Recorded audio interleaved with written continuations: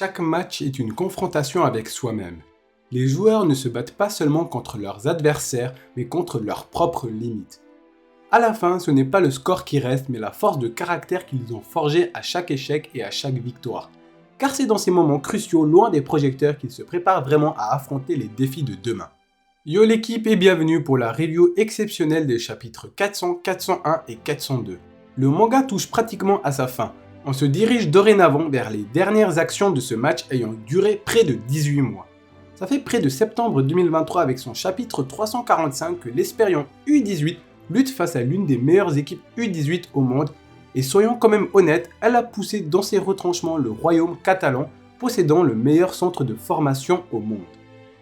Mesdames et messieurs, on assiste à la fin d'un des matchs les plus ambitieux de tout manga de sport confondu. Donc écrivez dans les commentaires j'y étais parce que quel que soit le dénouement de cette confrontation, elle restera à jamais ancrée dans l'histoire des mangas de sport. Sortez votre plus beau costume, prenez des pop-corn et installez-vous confortablement car dans cette vidéo vous y découvrirez des analyses et des théories à en couper le souffle.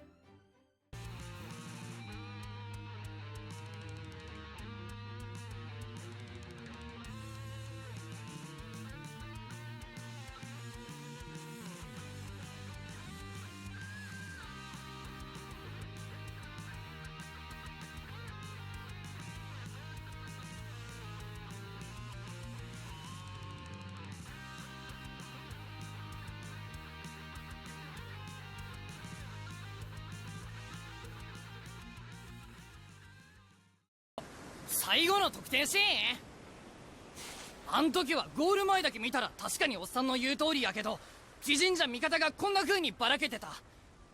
みんな疲れてたからだ。対して敵の布陣はちゃんと整ってた。だからなんとなくこのスペースにとどまってりゃ俺はフリーで動けるし最悪カウンターにも対応できると思ったんだ。そこにボールが転がってきて得点に繋がった。さすが俺様ナイスプレーだ。でも本当はすげえ疲れてたのに必死にゴール前までボールを繋いだあいつらのおかげなんだ。だからこぼれ球なんかじゃねえんだ。偶然でもねえ。全員の得点なんだ。 Ce match est une masterclass. Franchement, personne n'aurait pu imaginer un tel scénario. Entre nous, est-ce que quelqu'un l'avait vraiment prédit ou pas? Après une dinguerie, c'est une autre dinguerie qui vient par après, et ainsi de suite, et ainsi de suite. Et en fait, à chaque fois, j'ai l'impression qu'on est à notre prime, carrément. On mange Gucci.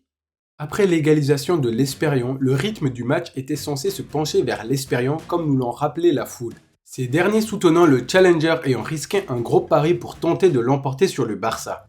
En effet, comme le Barça se déplace selon le principe des cases blanches, l'Espérion a tenté en réponse d'utiliser un tout autre système qui consiste à confier les commandes de la défense et de l'attaque aux libéraux.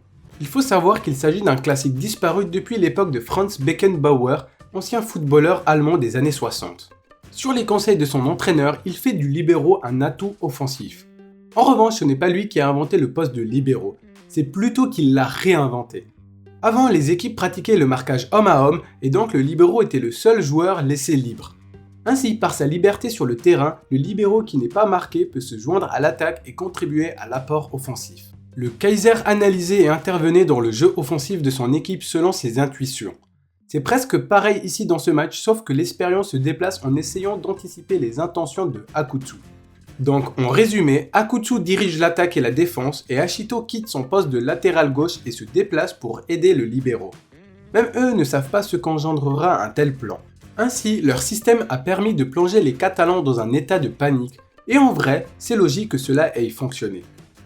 Le Barça est une équipe qui a l'habitude de dominer et d'imposer son rythme.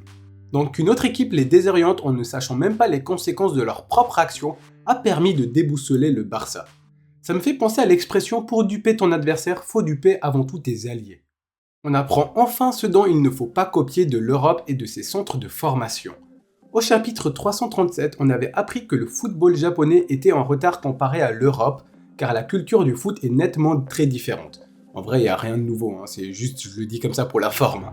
Par exemple, en Espagne, ils ont des terrains de foot flambant neufs, des activités sportives l'après-midi au lieu d'aller en cours, des fans de foot ultra passionnés et un large réseau de communication pour permettre de repérer les jeunes talentueux à travers toute l'Europe. En comparaison, au Japon, le foot n'est même pas le sport national et la mentalité est aussi différente car le foot ne représente pas tout. Lors de la discussion entre Ashito et Fukuda, ce dernier avait souligné l'importance de copier les centres de formation européens afin de hisser le foot japonais au sommet. C'est d'ailleurs comme ça qu'il avait formé cette équipe Esperion U18 en se calquant au centre de formation du Barça mentionné à de très nombreuses fois dans le manga. Sauf qu'il a affirmé à Ashito à la plage qu'il ne faut pas copier un défaut que possède l'Europe. Et aujourd'hui, on sait de quoi il s'agit. Contrairement aux Européens où les pépites sont repérées très tôt et considérées comme une valeur marchande, le Japon a toujours valorisé les efforts au talent. On voit qu'à la JFA, l'association japonaise de foot, on inclut le football lycéen avec les youth clubs. L'exemple parfait c'est Aomori Seiran. La plupart des joueurs de cette équipe ne finiront pas pro contrairement à l'Esperion qui possède une équipe première et des infrastructures permettant de suivre la progression des joueurs. Mais permettre aux joueurs lycéens et universitaires de s'affirmer est une bénédiction pour le Japon. Après tout, l'Europe ne s'est jamais intéressée par le développement de joueurs s'épanouissant tardivement. Le football universitaire japonais permet aux joueurs de plus de 18 ans de s'épanouir sur le terrain et dans l'éducation. C'est ainsi que des joueurs comme Nagatomo, Ito, Ueda et Hidemasa ont émergé. Si le Japon avait imité l'Europe, aucun de ces joueurs aurait été repéré par ce système. Ils ont préféré se concentrer sur la recherche de leur propre identité. C'est ainsi qu'Ashito a également bénéficié de ce système japonais. Sinon, je peux vous l'assurer qu'il n'aurait jamais été pro en Europe. Et en vrai, bon, il n'est pas encore pro, mais vous avez capté. かれこれ2時間この辺何周する気ださっきからもうやめとけよ誰よあんた走り終わるのを待ってたんだがキリがない試合であんな騒ぎを起こしてやけになってるってとこかまあ大したもんだ他の選手の倍は走ってたのによくそれだけ体力が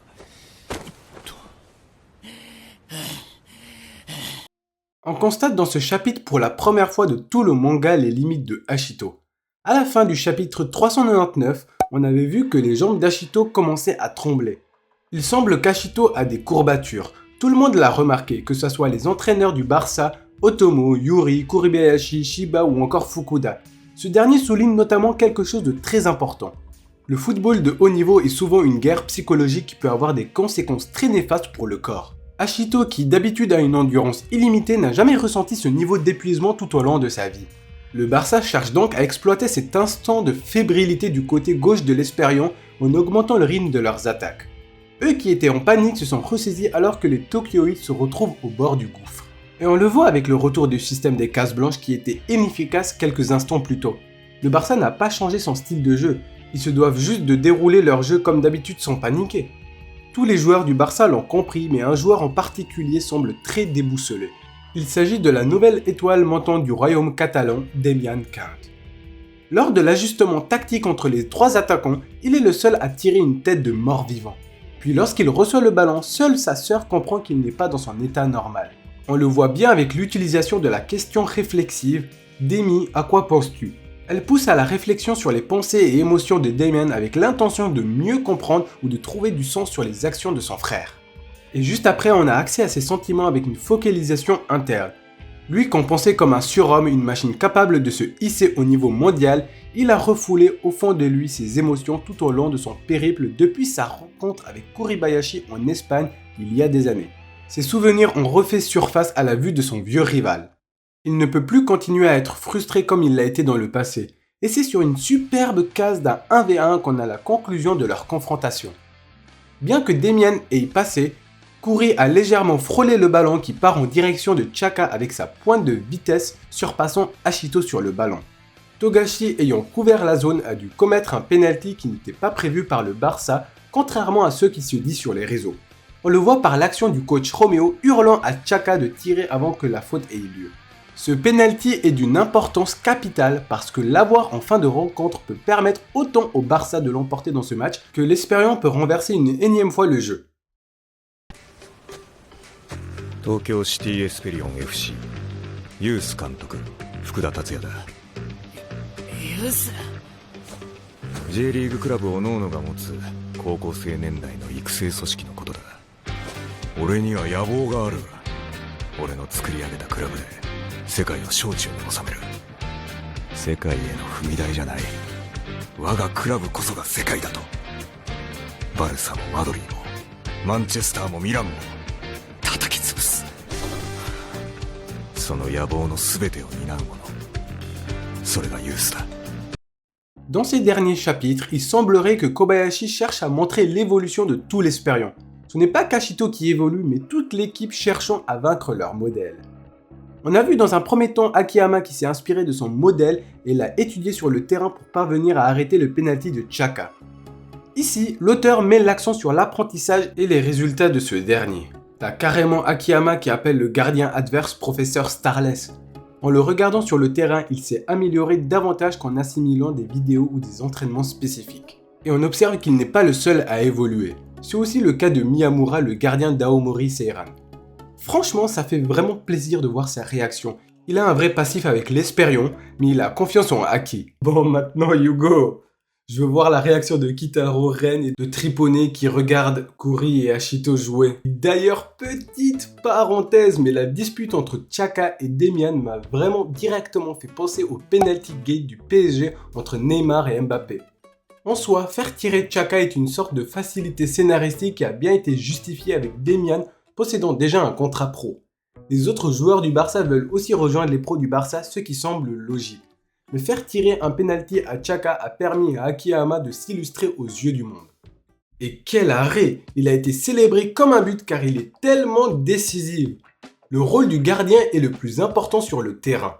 Outre que ça soit le poste le plus critiqué, il s'agit du poste ayant le plus de responsabilités. Si tu fais une erreur, tu es pointé du doigt. Personne n'est là pour couvrir tes erreurs parce que du moment que tu en commets, c'est le but assuré. Cependant, c'est également le poste qui permet de tirer son équipe de l'enfer jusqu'au paradis. Lorsqu'un gardien réalise un arrêt décisif, il déclenche souvent un effet psychologique immédiat sur l'ensemble de l'équipe. Un arrêt spectaculaire peut créer une sorte de basculement dans l'énergie du match, un moment où l'équipe se sent invincible, où la confiance se renforce collectivement. L'élément clé ici est la notion de protection mutuelle. Lorsqu'il empêche un but qui semblait inévitable, cela envoie un message d'unité. Les joueurs sentent que leur gardien les protège de la même manière qu'eux se battent pour lui. Un arrêt spectaculaire peut également avoir un impact psychologique sur l'équipe adverse. L'attaquant qui rate un but tout fait peut en sortir affecté, incertain de sa capacité à faire trembler les filets. Ce doute induit par un geste de classe ou de réflexe du gardien peut créer une forme de désespoir temporaire chez l'adversaire. Mais ici, ils ne font pas face à n'importe quel adversaire. Ils jouent contre une équipe élitiste s'étant à première vue ressaisie, tandis que l'Esperion continue sur la lancée insufflée par Akiyama. C'est au tour maintenant de Otomo, Azari et Takazuki d'évoluer. Otomo, qui dorénavant arrête de se reposer sur autrui, soutient Ashito en lui épargnant de couvrir la défense et l'attaque. Il a appris de ses 1-2 aux côtés de Kuribayashi pour comment bien conserver le ballon. Quant à Asari, il a observé comment Obsidian, Gato et Demian ont battu le pressing de l'Esperion avec leur dribble. Takazuki s'est lui inspiré des touchés de balle des Catalans. Quant au Barça, il commence à paniquer. On le constate bien avec les réactions de Romeo et Yuri. お前セレクションから何も変わってねえな。まったくなんでてめえがうちなんだよ。いきなりチームメイトからガン無視食らうような実力でよ。受かっちまったもんは仕方ねえ。下手を映さねえように3年間隅の方でボール蹴ってるよ、ボケ。まだ初日や。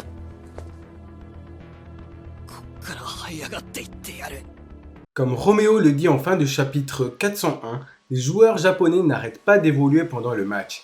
Ils ont fait depuis le début de la rencontre des choses auxquelles ils sont incapables. Et c'est un comble pour ce dernier qui avait étudié le jeu de l'Esperion de A à Z. Mais il y a une chose que personne ne peut évaluer. Il s'agit de l'évolution et du potentiel d'un joueur. De même que je vous l'avais dit en début de vidéo, l'Europe ne repère pas les joueurs évoluant tardivement. Le chapitre 402 lui donne raison. Azari, Otomo et Takazuki ont également évolué. Si on fait une liste de tous les joueurs s'étant métamorphosés, on a Kuribayashi, Tachibana, Akutsu, Ashito, Akiyama, Azari, Otomo et Takazuki. Il manque encore juste Kiriki et Togashi qui semblent ne pas avoir eu une grosse évolution. Ce match a été pour tous les joueurs de l'Espérion la plus grande leçon jamais reçue de toute leur vie. Ce match représente l'aboutissement de la philosophie du manga de Awashi. La confrontation entre le Barça, symbole du football européen, et l'Espérion, représentant du football japonais, va bien au-delà de ce match. Elle incarne une lutte entre deux visions du foot, mais surtout deux mentalités profondément ancrées dans leurs cultures respectives.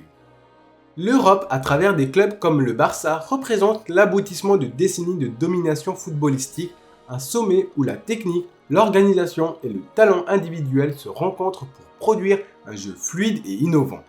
Les Catalans, avec leur tiki-taka et leur case blanche, incarnent cette recherche incessante de la perfection et d'une volonté d'excellence, devenant par conséquence un modèle à suivre.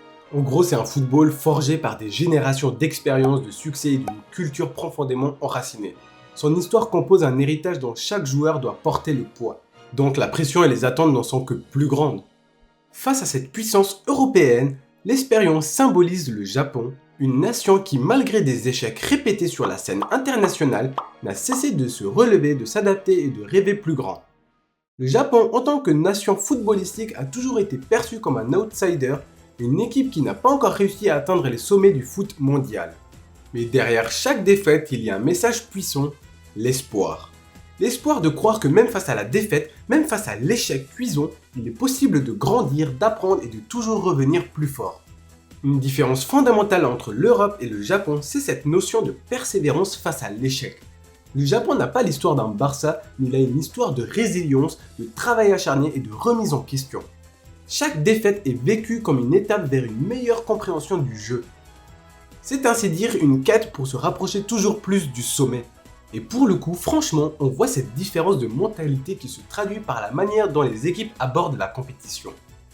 Le Barça, fort de ses titres et de son prestige, a du mal à comprendre l'incroyable détermination de l'Espérion. En fait, cette équipe est une métaphore vivante du Japon, un pays qui à chaque échec trouve la force de se relever plus fort et plus sage. C'est dans ce contexte que l'on perçoit la vraie beauté du foot. Ce n'est pas seulement un jeu de talent, mais un jeu d'espoir et de persévérance. Et en vrai, ce qui est bon dans Awashi, c'est qu'aucun des deux philosophies n'est ni bonne ni mauvaise. Chacun a son lot de frustration, d'attente et d'espoir. C'est pourquoi clôturer avec un match nul serait pour moi la plus belle des fins possibles. Bon, pour le coup, après le penalty manqué du Barça, dans aucun monde je vois l'Espérion perdre. Le tout est de savoir si le match nul est envisageable dans l'Al Casco, car ça serait pour moi le meilleur dénouement possible. Dans tous les mangas, on a toujours eu une victoire des protagonistes, mais comme ici on ne compte pas assister à la fin du tournoi, j'aimerais autant que Kobayashi casse un peu le cliché que le pouvoir de l'amitié gagnera sur tout le reste. Le Barça est dans un environnement où le foot est toute leur vie. Le foot japonais peut gagner sur le foot européen sans pour autant qu'il est nécessaire de gagner le match. En ne cherchant pas à copier intégralement l'Europe, le Japon s'est élargi dans la perspective d'évolution du foot japonais. L'Espérion, qui s'est basé sur le modèle catalan en rivalisant contre ces derniers, a montré le fruit de ses efforts et un match nul montrerait parfaitement cela. Le tout sans discréditer entièrement le centre de formation de la Masia. Tout le match a été vraiment imprévisible, et c'est ce qui fait la force de ce manga, contrairement à Blue Lock où les matchs de la NL étaient tellement prévisibles à en mourir. Par exemple, au début, certains ont pensé que l'Espérion allait se faire humilier en 4K et qu'ils prendraient leur revanche en finale en montrant leur tout nouveau système de jeu. Et d'ailleurs, j'en faisais partie de ce train-là, mais avec l'annonce soudaine de la fin du manga, on a tous compris que ce match serait le dernier. On aimerait par conséquent que la fin soit très digne de ce match à enjeu.